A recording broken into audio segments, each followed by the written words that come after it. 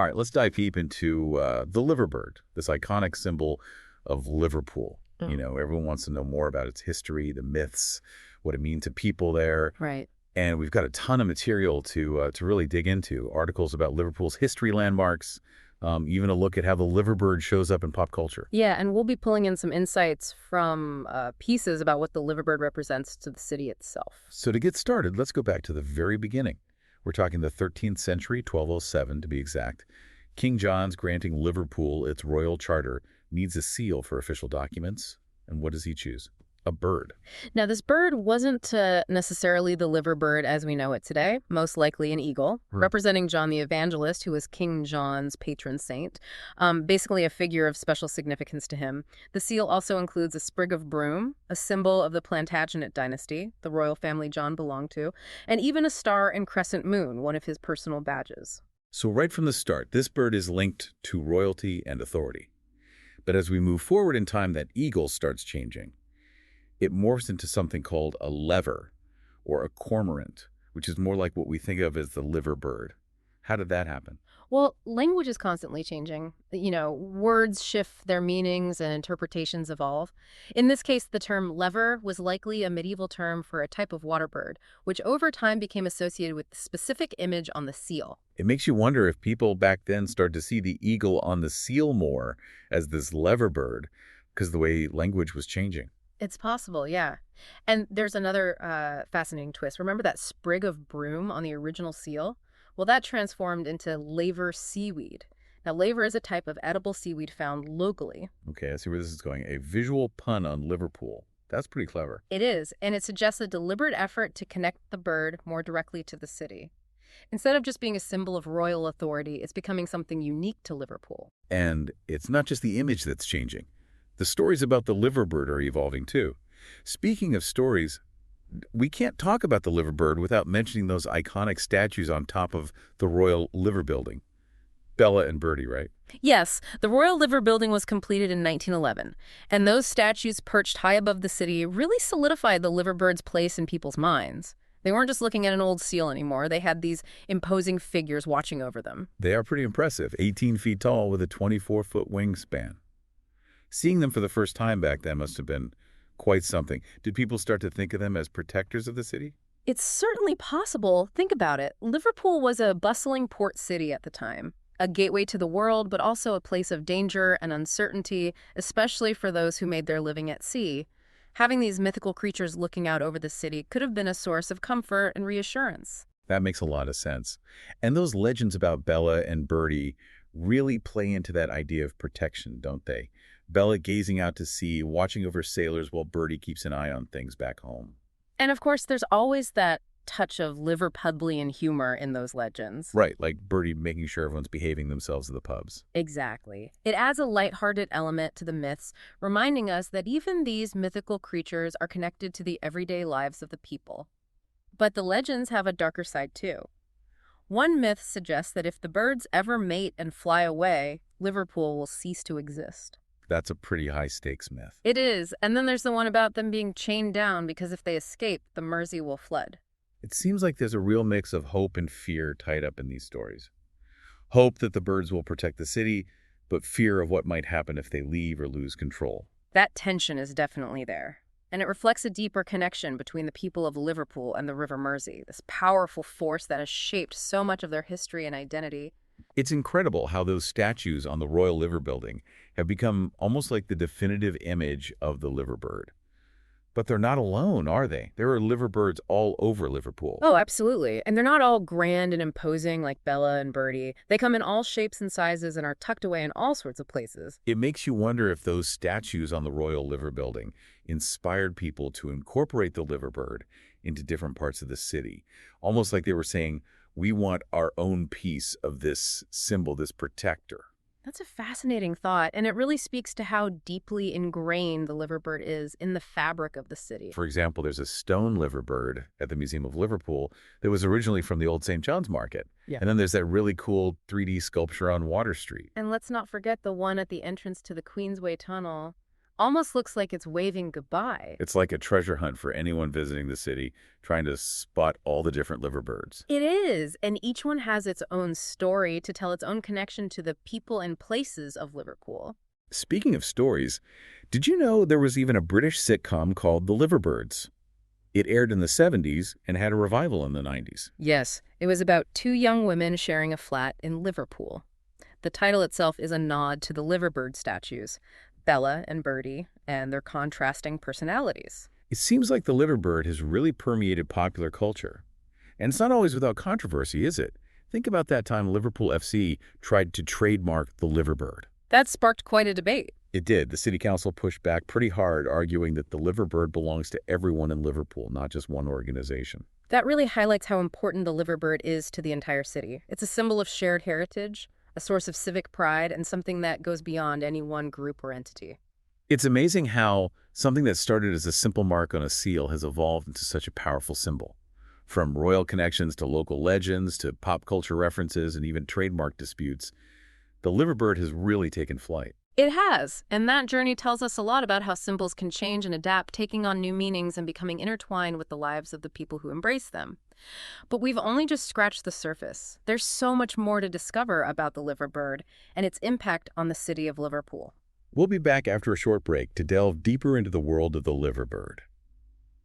We've been exploring the history and the legends surrounding the liverbird. But now I'm curious about its deeper significance. What does this symbol truly represent to the people of Liverpool?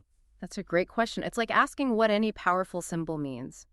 The answers are going to be as diverse as the people themselves, but we can definitely see some common threads.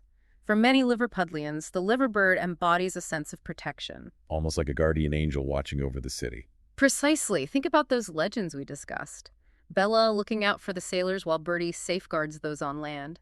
It speaks to a desire for safety and security, especially in a city so closely tied to the sea where danger was a constant reality. That makes sense. And it goes beyond just physical safety, doesn't it? Yeah. There's an element of emotional security, too, a feeling of belonging and being looked after. Absolutely. That sense of community is a big part of what the liverbird represents. It's a symbol that unites people from all walks of life, reminding them that they're part of something larger than themselves. Beyond protection, the liverbird also seems to represent Liverpool's rich history and its maritime heritage. Definitely. Liverpool has always been a city shaped by the sea, a global hub for trade and cultural exchange. The liverbird, often depicted with seaweed in its beak, serves as a constant visual reminder of that connection. It's like the bird itself embodies that spirit of adventure and exploration that's so central to Liverpool's identity. And that sense of pride in their history and heritage is something that Liverpudlians carry with them. The liverbird is a badge of honor, a way of saying, this is where I'm from, and I'm proud of it. You see that pride manifested in so many ways, from the liverbird tattoos to the countless souvenirs featuring the bird's image. It's become synonymous with the city itself.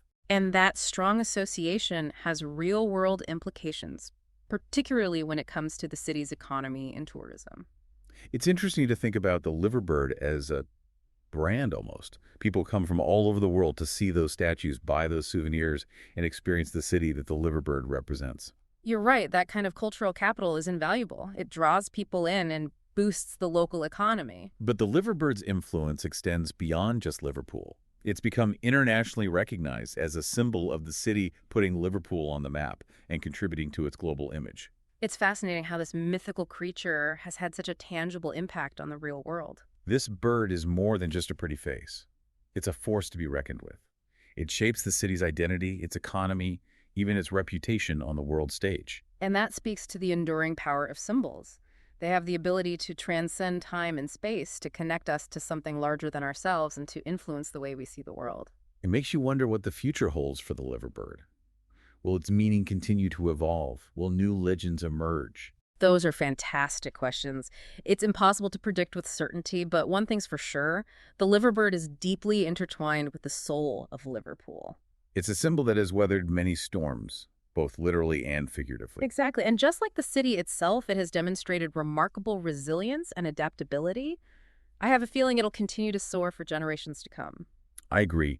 The liverbird is more than just a symbol. It's a living, breathing embodiment of Liverpool's spirit.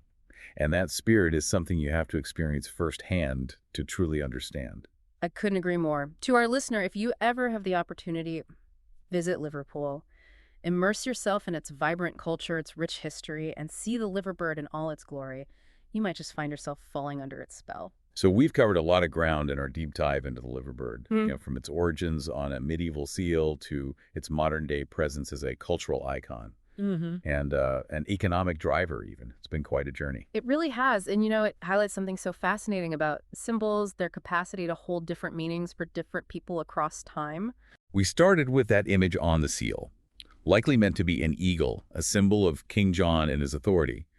But over time, it transformed into this mythical lever or cormorant, complete with lever seaweed in its beak, a nod to the city of Liverpool itself. That shift from a symbol of royal power to a symbol of local identity is really striking. It's as if the liverbird itself went on a journey, mirroring the development of Liverpool as a distinct and powerful city. And those iconic statues atop the royal liver building, Bella and Birdie, they really cemented the liverbird's place in the popular imagination. They gave people a tangible image to connect with these imposing figures watching over the city. Right, those statues are more than just impressive works of art. They become integral to how people see and experience Liverpool and the legends that surround them. Bella looking out to sea, protecting sailors while Birdie watches over the city. They add another layer of meaning and depth. Those legends are so heartwarming. They speak to a desire for safety, for protection, especially in a city that was so reliant on the sea, a place where danger was a constant companion. But there's also a darker side to those legends, isn't there? The fear that if the birds mate and fly away, the city will cease to exist, or the myth about them being chained down to prevent the Mersey from flooding. Yeah, it's interesting how those darker myths reflect a sense of vulnerability, a recognition of the forces that are beyond our control. They remind us that even with protectors like Bella and Birdie, there's always an element of uncertainty, a sense that things could go wrong. It speaks to a deep-seated respect for the power of nature, for the might of the river that has shaped so much of Liverpool's history. And we also talked about how the liverbird is more than just a symbol. It's a brand, a tourist attraction, a source of economic vitality for the city. Yeah. And it could even spark controversy, like when Liverpool FC tried to trademark the image. Yeah, that controversy really underlined the liverbird's significance to the people of Liverpool. The city council's response was clear. This symbol belongs to everyone. It's a shared heritage, a point of collective pride that can't be owned by any one entity. So what does it all mean? I think it shows us the remarkable power of symbols to evolve, to adapt, and to accumulate layers of meaning over time. The liverbird embodies this idea perfectly. It's a symbol deeply embedded in the history, culture, and very soul of Liverpool. It reflects the city's past, its present, and its aspirations for the future. And it reminds us that the stories we tell, the myths we create, the symbols we embrace, they all shape our understanding of the world around us and our place within it. It's been a fascinating exploration, hasn't it? We've uncovered so much about the liverbird, but ultimately its meaning is a personal one. It's something that each individual has to define for themselves. So to our listener, we leave you with this thought.